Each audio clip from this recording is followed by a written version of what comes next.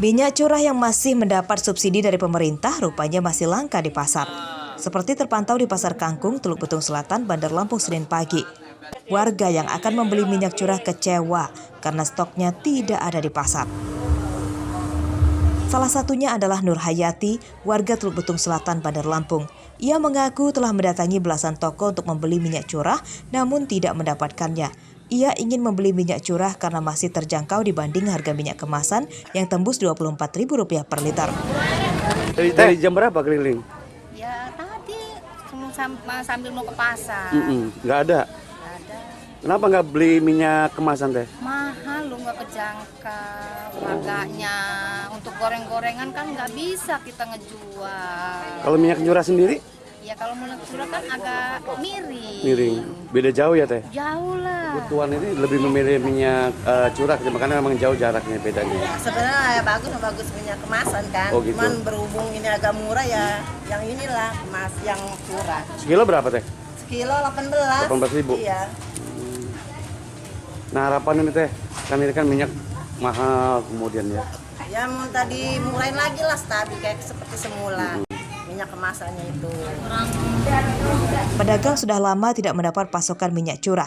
Kelangkaan telah terjadi sejak pemerintah menetapkan harga eceran tertinggi minyak goreng beberapa waktu lalu. Itu.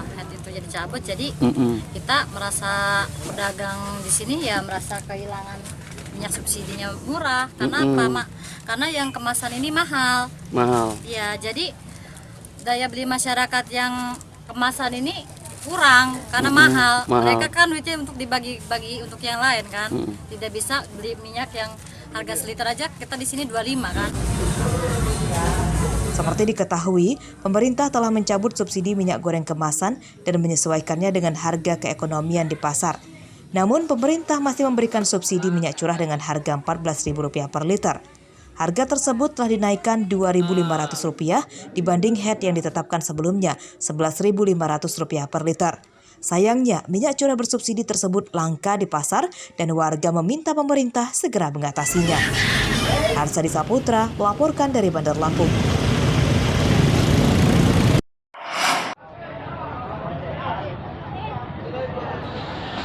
Dua pekan menjelang bulan Ramadan, harga cabai di sejumlah pasar Bandar Lampung terus naik, seperti terpantau di Pasar Pasir Gintung, Kecamatan Tanjung Karangparat pada Senin pagi. Semua jenis cabai naik signifikan. Cabai merah dari semula Rp32.000 menjadi Rp38.000 per kilogram. Lalu cabai rawit hijau dari Rp35.000 menjadi Rp46.000 per kilogram. Cabai rawit jengki dari Rp25.000 menjadi Rp32.000. Cabai setan atau cabai rawit seblak dari Rp50.000 naik drastis menjadi Rp70.000 per kilogram. Menurut pedagang, kenaikan harga cabai disebabkan kurangnya pasokan dari Pulau Jawa dan lokal.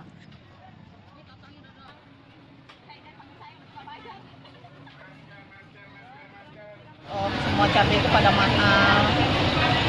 Harga normalnya biasanya berapa, Pak? Sebelum naik harga normalnya berapa? 30.000. 30.000. 32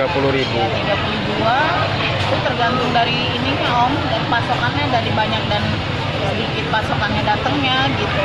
Jadi itu naik sekitar 6.000-an. Ya? Iya. Itu naik sejak kapan, Mbak? Udah berapa hari ya? Udah sekitar 2-3 hari inilah. 2-3 hari ini ya. Iya.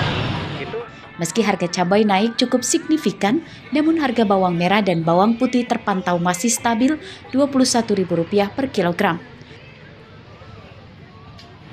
Tadinya harganya berapa? Tadi 35. 35 ya. Tadi kan di daerah lain kan ramai tuh, naik kan. Kalau di Lampung itu turun itu ya? Turun. Nah, untuk 4 hari ini turun. Oh, udah turun dari normal ya. Kalau bawang putih, Mas? Bawang putih 21 standar. 21 standar ya. Belum, ini jelang puasa ini belum ada gejolak kenaikan. Belum ya. Pedagang memperkirakan harga berbagai komoditas bumbu dapur akan naik hingga Lebaran mendatang. Pemerintah diminta menjaga kestabilan harga supaya tidak melonjak terlalu tajam. Robi Laste melaporkan dari Bandar Lampung.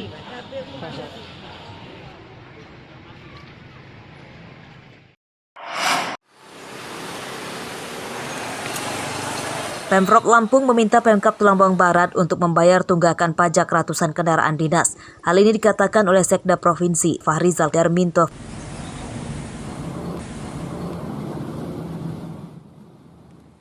Kendaraan plat merah yang menunggak pajak diantaranya mobil dinas Bupati jenis Toyota Land Cruiser Prado berplat nomor BE1Q, mobil dinas Wakil Bupati jenis Mitsubishi Pajero Sport berplat nomor BE2Q, juga mobil dinas Sekretaris Daerah jenis Toyota Fortuner berplat nomor BE8Q sudah menunggak pajak 3 tahun. Kendaraan dinas plat merah yang menunggak pajak 427 unit. Rinciannya 324 motor dan 103 unit mobil. Tunggakan pajak ratusan kendaraan dinas bervariasi mulai 2 tahun hingga 12 tahun. Pajak Randis yang ada di Tubaba ini kan ada sekian ratus yang menunggak pajak pembayaran. Tanggapannya seperti apa? Itu karena itu kan rekomendasinya kan dari Pak Sekda langsung yang tanda tangan. Pajak itu kewajiban ya, bagi objek pajak. Nah, jadi itu harus diselesaikan. Izin Pak.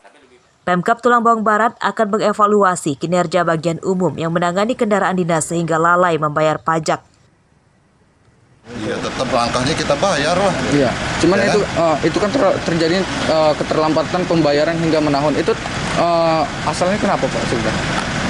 Ya mungkin aja kan ya kelalaian OPD yang bertanggung jawab.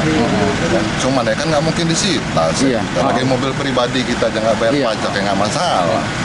Ya kan? Tapi memang itu ada anggarannya Pak Sekda ya? Ya harusnya dianggarkan masing-masing.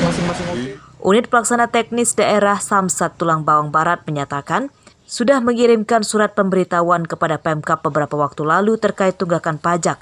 Namun hingga kini belum juga ada kepastian pelunasan pajaknya. Ardio Haba melaporkan dari Tulang Bawang Barat.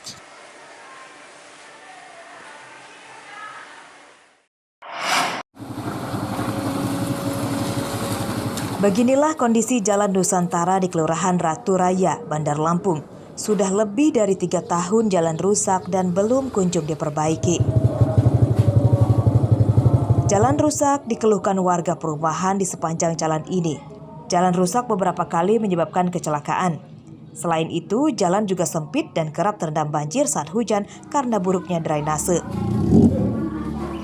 Ini yang paling parah, karena kan kita kan setiap hari hujan turun, terus tergerus, lama-lama habis juga PP-nya. Akibat jalan yang kondisinya seperti ini, sudah pernah ada kayak yang orang jatuh atau apa mungkin? Sudah sering, terutama warga kita sendiri yang berapa kali ada kejadian jatuh, kepleset, namun juga jalan tanah kan ya, jadi licin. Berapa kali jatuh di situ udah berapa kali.